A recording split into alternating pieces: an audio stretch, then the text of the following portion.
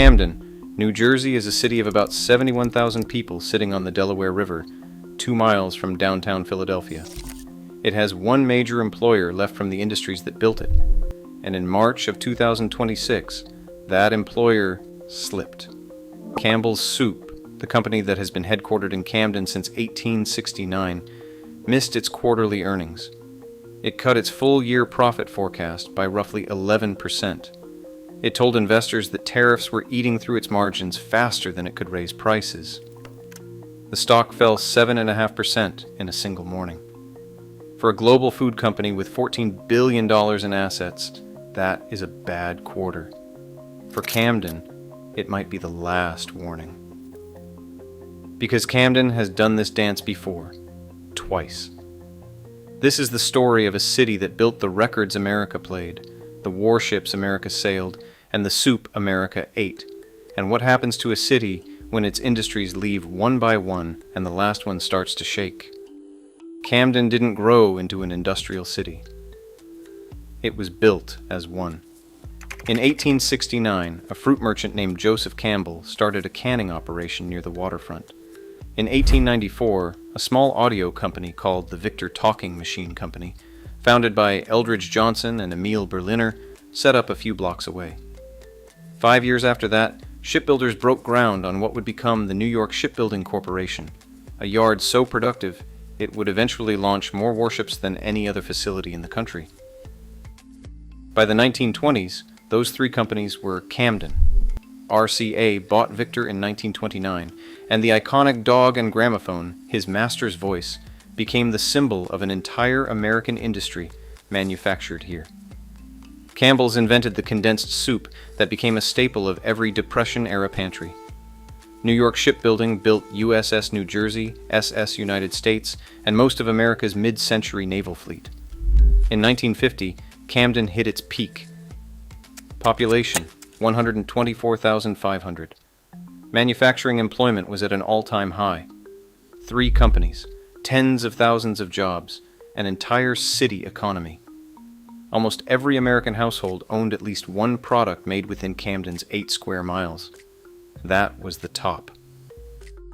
The first giant to leave was the shipyard. New York shipbuilding had grown explosively during World War II, then contracted as the Navy's procurement budget contracted with it. By the 1960s, the yard was losing contracts, losing money, and quietly mismanaging itself toward an exit. In 1967, it closed. Thousands of jobs vanished within a year. The waterfront where America built its battleships became silent. The second giant didn't crash. It retreated. After the Second World War, RCA and Campbell's both began a slow process called decentralization. The official reason was efficiency. The real reason, on the record in multiple historical accounts, was Camden's unionized workforce. Workers in Camden were organized, and organized workers wanted to be paid. RCA started moving production lines to non-union states in the South and the Midwest. Campbell's did the same. The two companies that had built Camden began, decade by decade, to take their jobs out of it.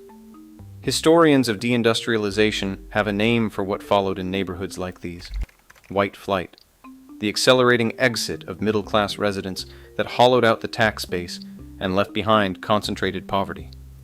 By 1982, manufacturing employment in Camden was a quarter of what it had been in 1950. By 1986, when General Electric bought RCA and broke it into pieces, there was almost nothing left of the company in the city it had been synonymous with. The radio lofts, the last RCA manufacturing building in Camden, is scheduled to be demolished as part of the next waterfront redevelopment plan. The physical evidence of RCA is about to be erased. So Camden became something American cities aren't supposed to become. Population today, 71,753, about 43% lower than its 1950 peak. Median household income, $40,546. The state of New Jersey's median is $104,294, more than 2.5 times higher. Poverty rate inside the city limits 30%. Almost 1 in 3 residents lives below the poverty line. In the surrounding Camden County suburbs, the same county just outside city limits, the poverty rate is 12%, and the median income is more than double. The city's public housing stock and Section 8 voucher rolls expanded steadily through these decades, filling the gaps left behind by employers who had already left. The city had 3 mayors jailed for corruption between the 1980s and the 2000s. Its police force collapsed so completely that in 2013, Camden became the only U.S. city in modern history to dissolve its police department and rebuild it from scratch. Crime, schools, infrastructure, the entire civic machinery deteriorated for 40 years. Cities can survive losing one major industry. Pittsburgh lost steel and rebuilt around medicine and education. Cities sometimes survive losing 2. Detroit, devastatingly, is still trying. Youngstown, Ohio, once a Rust Belt steel capital, never fully did. The pattern repeats across every city that built its identity around a single industrial cluster and then watched that cluster leave. Camden lost 2 and never replaced them. Which leaves Campbell's. For 157 years, Campbell's has been the constant. The condensed soup plant operated in Camden until 1990, when production was moved to Ohio, Texas, and North Carolina, taking about 1,000 jobs with it. What stayed was the corporate headquarters, with roughly 1,200 white-collar workers, the executive offices, and the global brand. New Jersey paid Campbell's $41 million in state tax credits in 2011 to keep that headquarters in Camden. The credits were administered through the New Jersey Economic Development Authority. The condition was simple: do not reduce the workforce by more than 20%. The reductions came anyway, in smaller increments, a round of layoffs in 2011, another in 2019. In 2023, Campbell's consolidated offices from Connecticut and North Carolina into Camden, but the consolidation came with its own layoffs. Glassdoor reviews from Campbell's corporate employees describe a culture in which layoffs happen every 6 months. Then March 2026 happened. Quarterly sales were down 3%. Earnings were down 11%. The stock fell 7.5% in one morning. The company cut full-year guidance and told investors that tariffs would account for about 2/3 of the year-over-year decline in profit. Its snack business, Goldfish, Pepperidge Farm, and Lance slipped. Its soup business, the heart of the company, lost market share. Campbell's is not collapsing, but it is, in the most measurable financial sense, contracting. For most American towns, a wobble at the largest local employer is uncomfortable. For Camden, it is existential, because there is no second pillar to fall back on. The official story is that Camden's recovery is already underway. In 2013, New Jersey passed an aggressive set of tax incentives aimed at Camden specifically, incentives that designated large portions of the city as an opportunity zone under federal guidelines, layered on top of existing urban enterprise zone designations. Companies that moved into the city would receive credits sometimes worth more than the actual cost of relocation. Subaru of America moved its U.S. headquarters here in 2018.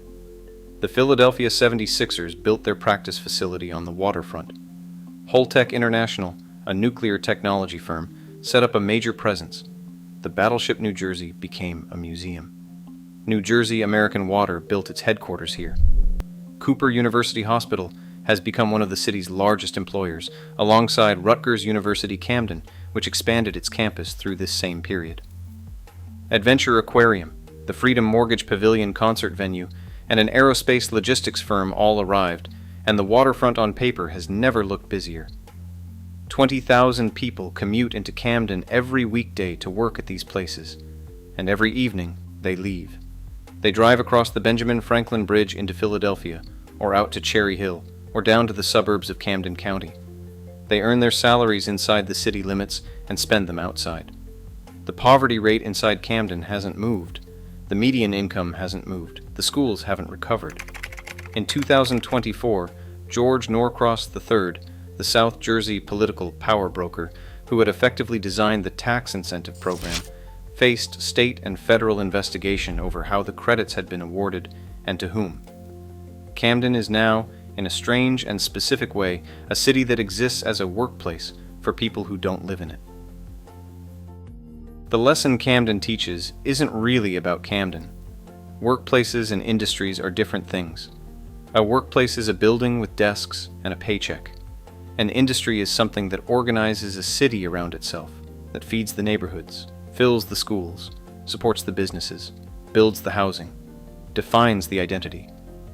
Camden had 3 industries once. It has 0 now, and a handful of workplaces. Campbell's, the last surviving piece of the original 3, is technically still here. The corporate office is still on the waterfront. The brand is still global. But the manufacturing left in 1990. The Camden headcount has been shrinking for 35 years. And in the spring of 2026, the company that has been the city's last anchor told the market, in plain numerical terms, that the next year is going to be harder. Maybe Campbell's recovers. Tariffs ease, snack sales bounce back, the stock stabilizes. The headquarters stays where it has been for a century and a half. But the trajectory of every industrial city in America suggests the harder question isn't whether Campbell's leaves. It's whether it would even matter if it did. Camden has spent 30 years trying to be saved by people who don't live there, by tax credits, by aquariums, by a basketball team's practice gym, by 20,000 daily commuters. The poverty rate today is what it was in 1990. When the first 2 giants started to shake, no one in Camden caught what was coming. The third one is shaking now.